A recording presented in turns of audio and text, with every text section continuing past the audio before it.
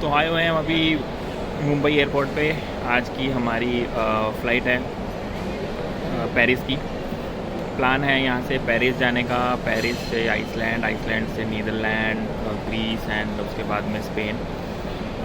Problem यही आ रही थी कि बहुत दिनों से कि वो लोग अलाउ कर रहे हैं कि नहीं, अगर आप एक कंट्री का वीज़ा ले रहे हैं उसके बाद दूसरी जगह जा सकते हैं कि नहीं। तो आपके इन सभी क्वेश्चनों का हम जवाब देंगे। अभी मैं 5 मिनट पहले ही अपना बोर्डिंग पास लेके आया हूँ। वो लोग कुछ नहीं पूछ रहे हैं, बस उन लोगों ने एक पेपर दिया है फिल करने के लिए, जो कि इमिग्रेशन की फिल करना है पेरिस में।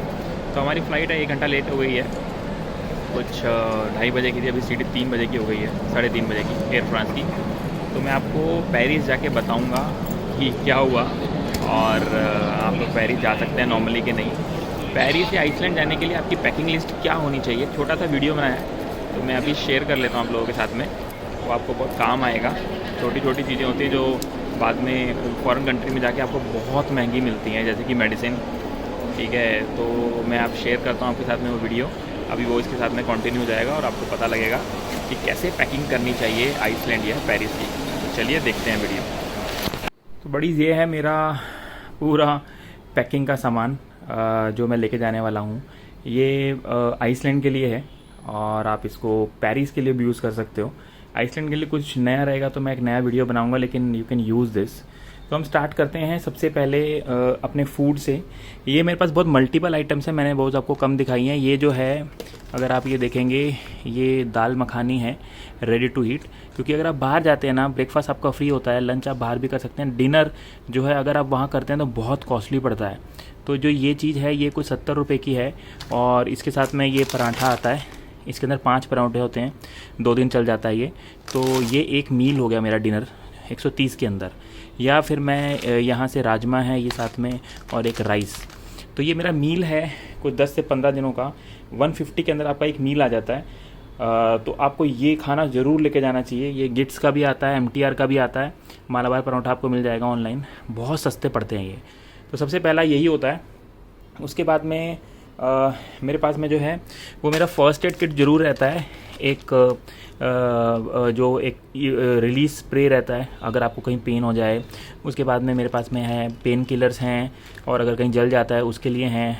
और उसके बाद में इसमें और भी मेडिसिन है, जैसे इनो है, इनो आपको ज़रूर रखना चाहिए। और उसके बाद में इलेक्ट्रोल बहुत ज़रूरी है। अगर आपकी तबीयत किसी दिन ख़राब हो जाए तो इलेक्ट्रोल आपके पास में होना बहुत ज़रूरी है। वॉमिट के लिए मेडिसिन, पट्टी करने के लिए जगह है। और उसके बाद में सिपाडिन करके एक मेडिसिन आती है ये, क्योंकि ये मेडिसिन आपको इंडिया में मिल सकती हैं। अगर आप ये बाहर लेने जाएंगे फॉरेन कंट्री में, आपको विदाउट डॉक्टर प्रिस्क्रिप्शन नहीं मिलेगा और बहुत ही लंबा प्रोसेस है। तो जो बेसिक मेडिसिन होती हैं उसका आपको अपनी जो पर्सनल मेडिसिन है उसके साथ में एक ऐसा बॉक्स बना के ज़रूर लेके जाना है। तीसरा हम आते हैं अपने डे टू डे बेसिस पे। तो एक आपका बाथ सोप होना बहुत ज़रूरी है। उसके बाद में आपका जेल, और हाँ ये बहुत ही ज़रूरी चीज़ है, 50 SPF वाली आपको एक सनस्क्रीन लेनी है, फेस वॉश लेना है। उसके बाद में आपकी फेस क्रीम लेनी है। आपका ब्रश होना चाहिए, 2 ब्रश होने चाहिए अगर एक गुम हो जाए तो। उसके बाद में आपको माउथ फ्रेशनर लेना है। आपका ये कोलगेट हो गया। ये बहुत ही इंपॉर्टेंट चीज़ है। अगर आपके वहाँ कपड़े में कुछ प्रॉब्लम हो जाती है, सुई धागा आपके पास में होना मैंडेटरी है। उसके बाद कॉम। उसके बाद में अगर आपके पास में डीओ है, डीओ के साथ में आप अपना परफ्यूम रखेंगे। और उसके बाद में ये बहुत ही काम आती है सर्दियों वाली जगहों में, विक्स वेपर अप। अगर आपकी तबीयत ख़राब हो जाती है, सर्दी लग रही है। फिर आती है रिन। अगर आपको कपड़े धोने पड़ जाएं, कुछ प्रॉब्लम हो जाए, तो ये एक छोटी सी जो पैक है मैं हमेशा अपने पास में रखता हूँ। उसके बाद में मेरा गैजेट्स में आ जाते हैं। तो गैजेट्स में मेरे पास में मेरा ड्रोन है, ड्रोन की बैटरीज़ हैं।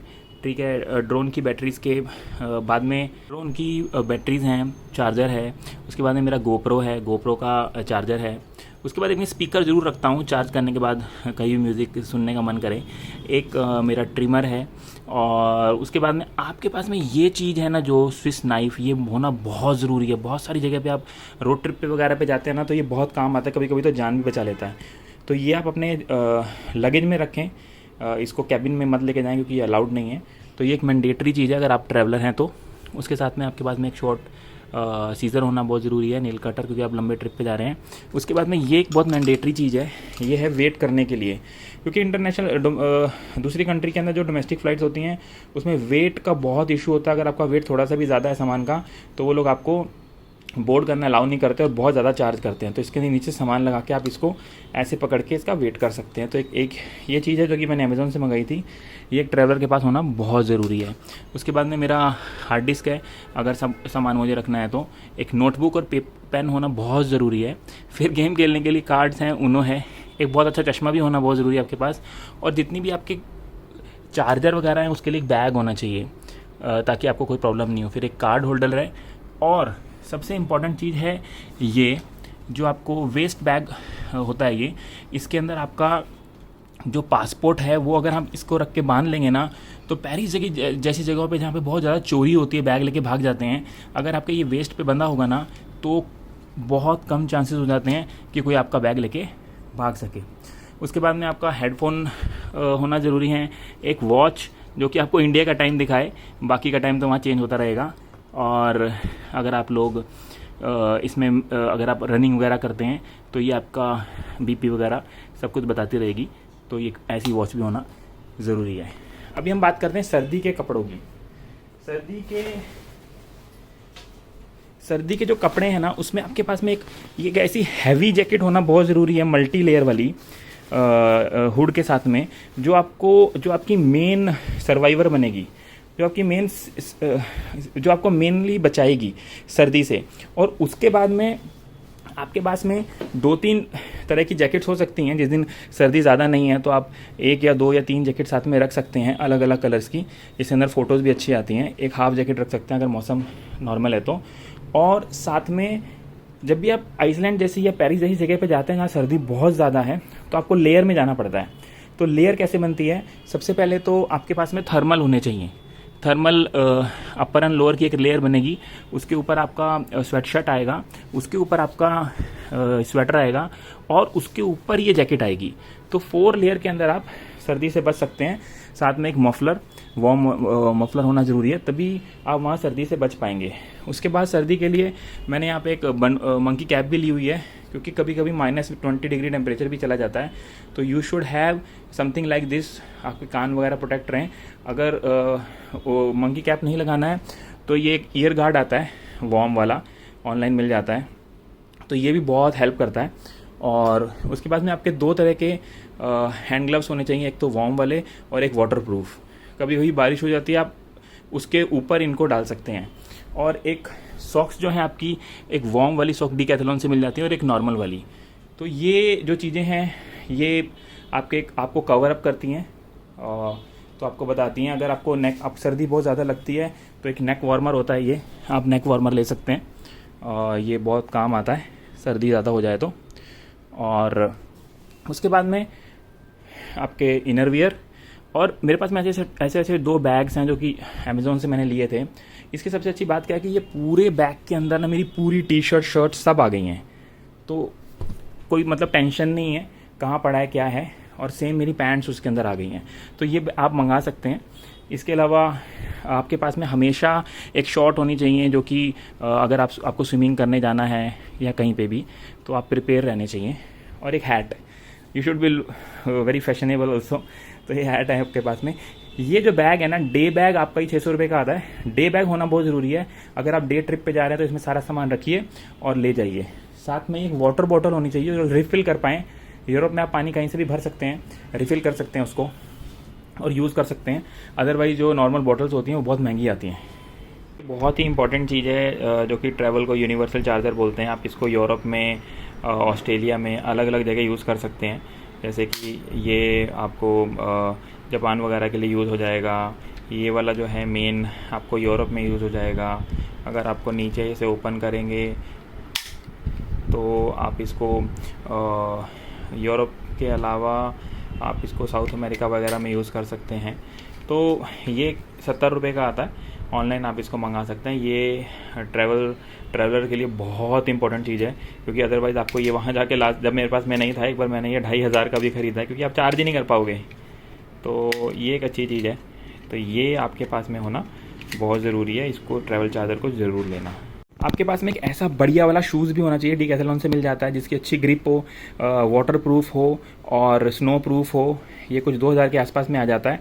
आप ये शू लेके रखिए, क्योंकि वहाँ पे मौसम बहुत जल्दी चेंज होता है। अगर आप बाहर निकले हैं और स्नो हो रखी है तो आइस के ऊपर चलने के लिए ये शू मिल जाता है। तो आपके पास एक बहुत बढ़िया शू, एक नॉर्मल शू होना ज़रूरी है, क्योंकि अगर ये टूट जाता है, फट जाता है, गुम हो जाता है, तो आपके पास में एक बैकअप होना ज़रूरी है। तो स्लीपर और two shoe is the combination to go for.